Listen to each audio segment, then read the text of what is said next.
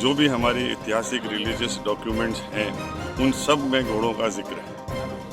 और घोड़े को सूर्य पुत्र माना जाता है। रेवण जी महाराज की पूजा करते हैं और रेवण जी महाराज से इसका कनेक्शन है। इसलिए हमने कम से कम ये तो प्रूव कर दिया कि सबसे पहले, अरब से भी पहले इंडिया में जो अपने भारतीय घोड़े हैं वो उपलब्ध हैं। पुष्कर पशु मेले में घोड़े और मनुष्य के अनोखे संबंध को किया जा रहा है अनुभव। भारत सरकार से घोड़ों के संवर्धन व विश्व के पुरातन भारतीय घोड़ों की नस्ल को राष्ट्रीय गौरव के रूप में पहचान दिलाने की मांग। मानव इतिहास के पुराने पन्नों को यदि एक बार फिर खंगाला जाए तो मनुष्य और अश्व प्रजाति के गहरे संबंधों को शाश्वत रूप में समझा जा सकता है।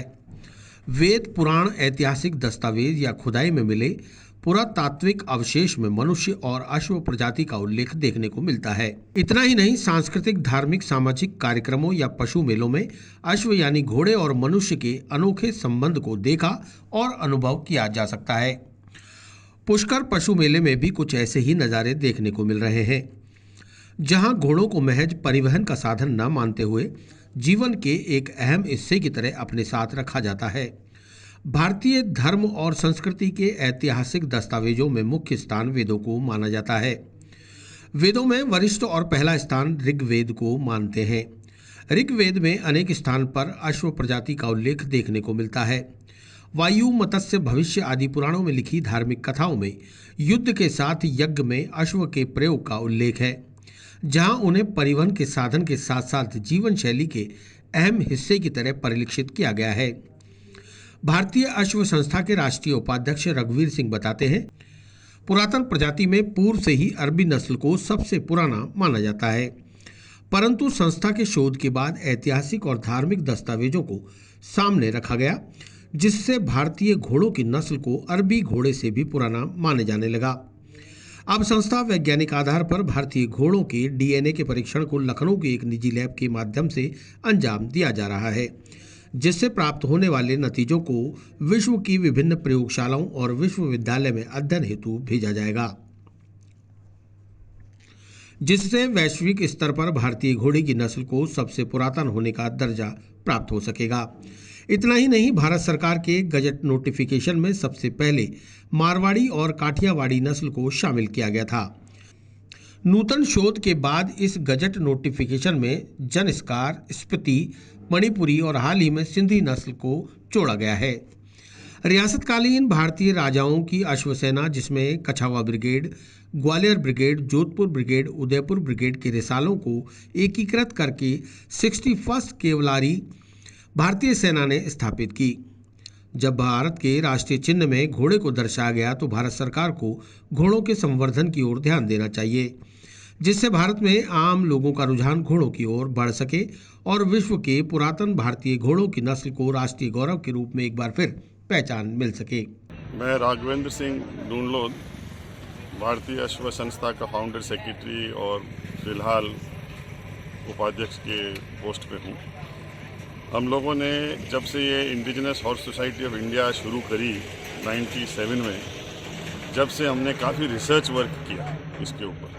दुनिया में ये माना जा रहा है कि अरब जो घोड़ा है वो सबसे लोकप्रिय है और सबसे पुराने घोड़ों में उसकी गिनती आती है। आज के ज़माने में इसको प्रूव करना साइंटिफिक तौर पे थोड़ा कठिन था हमारे लिए, क्योंकि वो फैसिलिटी इंडिया में कुछ ही टाइम में अब उपलब्ध हुई है। परंतु हमने इसके ऊपर ऐतिहासिक और रिलीजियस डॉक्यूमेंट्स के ऊपर हमने ये प्रूव किया कि जब दुनिया का सबसे पुराना वेद ऋग्वेद लिखा हुआ है और उसमें अश्व का लिखा हुआ है, तो अश्व का मतलब संस्कृत में घोड़ा, तो जब उसमें लिखा हुआ है तो ये तो वाजिब है और फैक्ट है कि सबसे पहले घोड़े का उत्पादन अगर हुआ या कहीं मिला तो वो भारतवर्ष में मिला।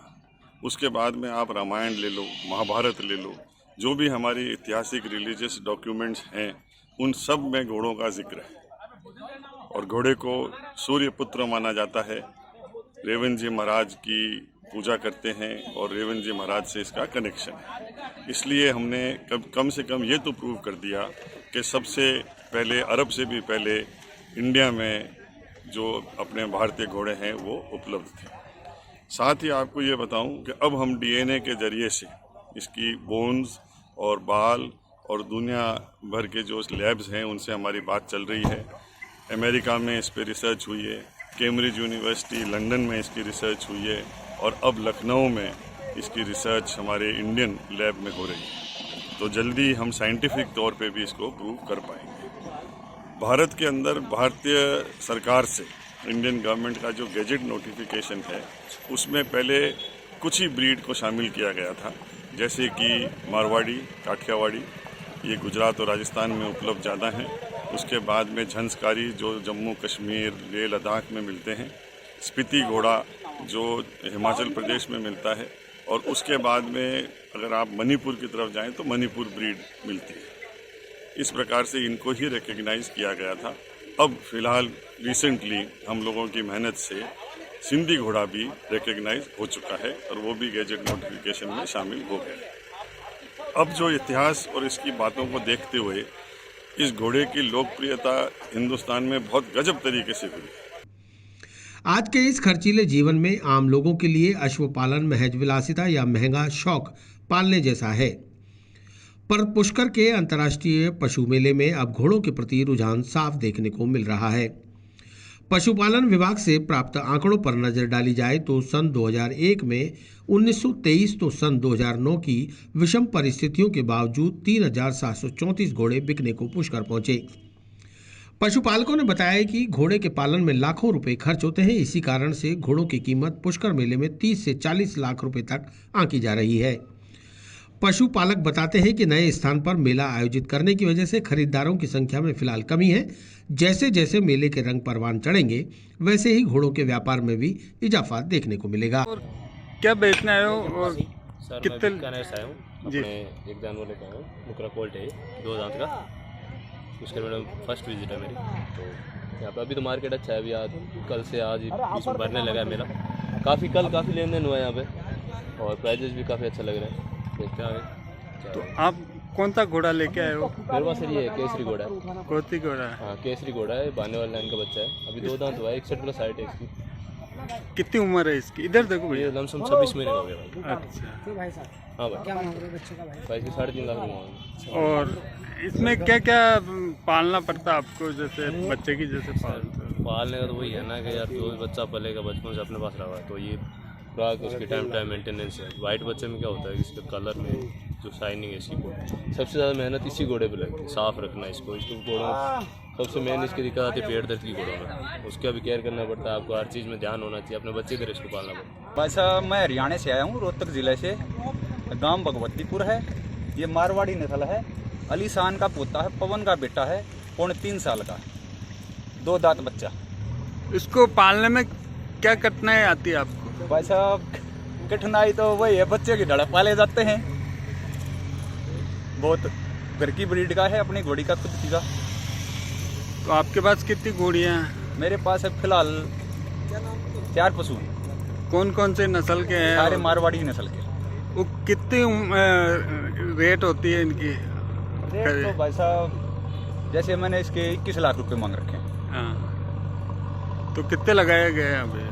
यहाँ पर 2-3 पार्टी आई हुई हैं, शाम को आने की बोल रहे थे। तो कितने लगा के गए हैं लास्ट? लाख नहीं, वो नहीं करा है। बोले शाम को आगे बात करते हैं आपसे, फिर मिलेंगे। मिल लिए 21 लाख रुपये बता रहे। हम लाए साहब 2 घोड़े लाए हैं, एक संजाब है, एक लाल मुंडी है, जोधपुर से आए लेके भर के।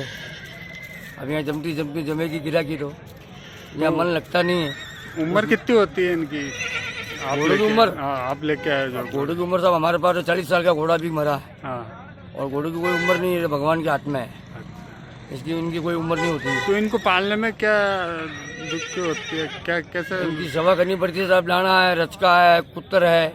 पहले कोई जमाने में खिलाता चारा, सूखा चारा चीपता आता था जी। अब तो सब जगह पूरे हिंदुस्तान में भी कोई तो खिलाता भूसा चावल का जी। कोई खिलाता है क्या नाम है रिचका, कोई खिलाता है कुत्तर, चीपते की कुत्तर। अब अजमेर साइड में खिलाता है कुट्टी, वो जवार की कुट्टी। ये आलम है।